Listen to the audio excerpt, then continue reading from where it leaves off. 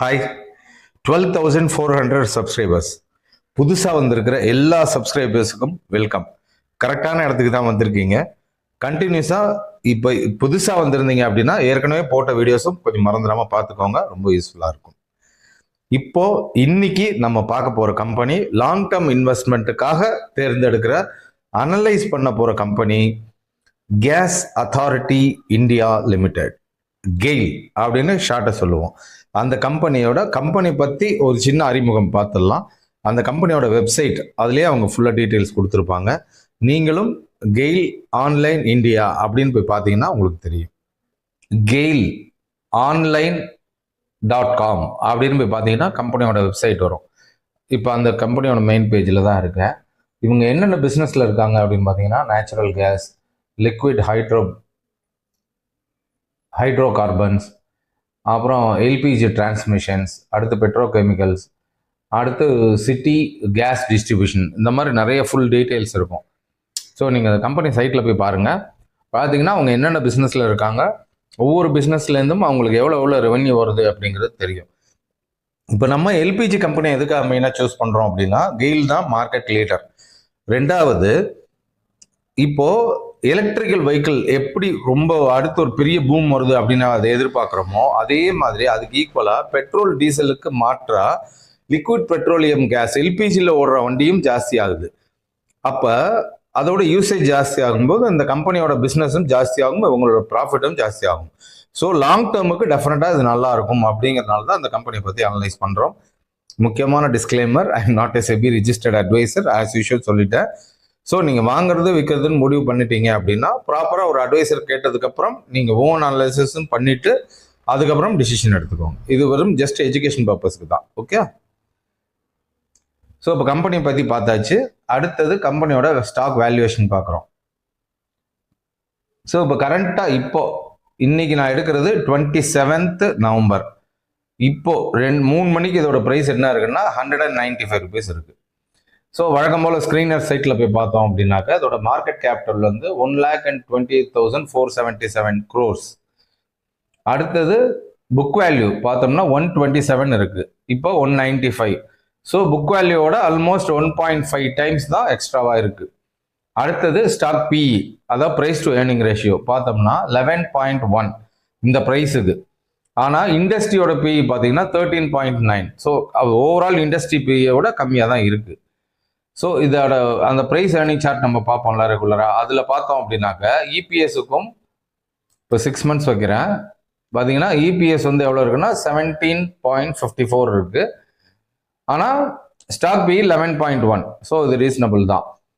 So அதே மாதிரி கீழே வந்தோம் அப்படின்னாக்க இதோட பியர் கம்பேரிசன் பார்த்தோம் அப்படின்னாக்க GAIL India, Adani total gas, Petronet energy, Gujarat gas, Indraprastha gas, இந்த மாதிரி டோட்டலாக இருக்கும். ஸ்க்ரீனர் சைட்டில் போய் பியர் கம்பேரிசன் பார்த்தீங்கன்னா தெரியும். இருக்கிறதுலேயே ஸ்டாக் பி வந்து இதுதான் கம்மியாக இருக்கு.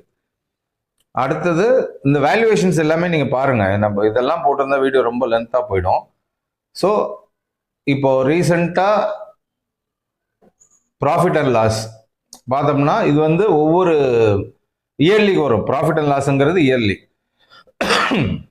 ஸோ 2024 பார்த்தீங்கன்னா 23 விட எவ்வளோ கூட இருக்கு. 23ல் வந்து 5,500 crores தான் ப்ராஃபிட் இருந்திருக்கு. ஆனால் 24 மார்ச், அதுக்கப்புறம் 2 குவார்டர் வந்திருக்கு. மார்ச்லேயே பார்த்தீங்கன்னா 9,900. இப்போ இந்த 2 குவார்டர்லேயே பார்த்தீங்கன்னா டிஎம் டு டிஎம் பார்த்தீங்கன்னா 11,500 crores ப்ராஃபிட்டாக இருக்குது. ஸோ ப்ராஃபிட் க்ரோத்துங்கிறது கிராஜுவலாக இன்க்ரீஸ் ஆகிருக்கு. அதுக்கு கீழே பார்த்தீங்கன்னா இபிஎஸும் கிராஜுவலாக இன்க்ரீஸ் ஆகிட்டு இருக்கு. அடுத்து அப்படியே ஷேர் ஹோல்டிங் பேட்டர்ன் போயிடலாம். ப்ரமோட்டர் வந்து 51% வச்சிருக்காங்க, கவர்மெண்ட் கம்பெனி தான் அது. அடுத்து எஃப்ஐஏஸ் பார்த்தீங்கன்னா 16.79%. எஃப்ஐஏ இன்க்ரீஸ் பண்ணியிருக்காங்க அவங்க ஹோல்டிங்ஸை. டிஐஏஸ் கொஞ்சம் குறைச்சிருக்காங்க. ஸோ இதுதான் கம்பெனியோட பேசிக் வேல்யூவேஷன். ஃபுல் வேல்யூவேஷன் கூட ரொம்ப டீட்டெயிலாக போகும், வீடியோவில் வேண்டாம். நீங்கள் பர்சனலாக ஆசைப்பட்டீங்க அப்படின்னாக்கா ஸ்க்ரீனர் சைட்டில் போய் பார்க்கலாம். அவங்க கம்பெனி வெப்சைட்டில் போய் பார்த்தீங்கன்னா இந்த பிஸ்னஸ் அதெல்லாம் தெரியும். இப்போ ஏன் இந்த கம்பெனியை வாங்குறோம் அப்படிங்கிறத பார்த்தாச்சு. அதாவது ஃபண்டமெண்டல் அனாலிசிஸ் ஒரு கிளான்ஸாக பார்த்துட்டோம். இப்போ அடுத்தது எப்போ வாங்கணும், ப்ரைஸ் அனாலிசிஸ் அதையும் பார்க்குறோமா. இப்போ எப்போ வாங்கணும், அதாவது ப்ரைஸ் அனாலிசிஸை பார்க்க போகிறோம். இப்போ நம்ம பார்க்குறது கெயிலோட மந்த்லி சார்ட். ஆக்சுவலாக இந்த ஒரு ட்ரெண்ட் லைன் தான் ரெசிஸ்டன்ஸாக இருந்தது. அந்த ட்ரெண்ட் லைனை உடச்சி மேலே போயிட்டு இப்போ கீழே வந்திருக்கு. இப்போ ஃபிபனாச்சி ரீட்ரேஸ்மெண்ட் படி பார்த்தால் கரெக்டாக 38% வரைக்கும் ரீட்ரேஸ்மெண்ட் வந்திருக்கு. என்ன ப்ரைஸ்னாக்கா 180 வரைக்கும் லோ வந்திருக்கு. வந்துட்டு இப்போ அங்கேருந்து கொஞ்சம் ரிவர்ஸ் ஆக ஆரம்பிச்சிருக்கு. இதோட அடுத்த மேஜர் சப்போர்ட் அப்படின்னு பார்த்தா இந்த ரெட் கலரில் ஒரு ட்ரெண்ட் லைன் வருது இல்லையா, இது வரைக்கும் பின்னாடி வந்துச்சு அப்படின்னா நம்ம அங்கேயும் பை பண்ணலாம். என்ன ப்ரைஸ் அப்படின்னாக்கா அரௌண்ட் 160 to 64 அந்த ரேஞ்சுக்கு. இப்போ வந்து 195 இருக்கு.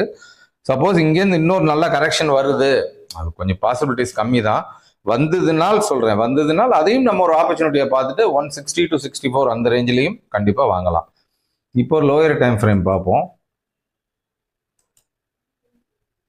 இப்போ வீக்லியில் பார்த்தால் கரெக்டாக இந்த மேலே அந்த பச்சை கலராக போட்டிருக்கேன்னா அந்த இடத்துல தான் நமக்கு ஒரு சப்போர்ட் எடுத்துட்டு மறுபடியும் ரிவர்ஸ் ஆகிட்டு இருக்கு மார்க்கெட்.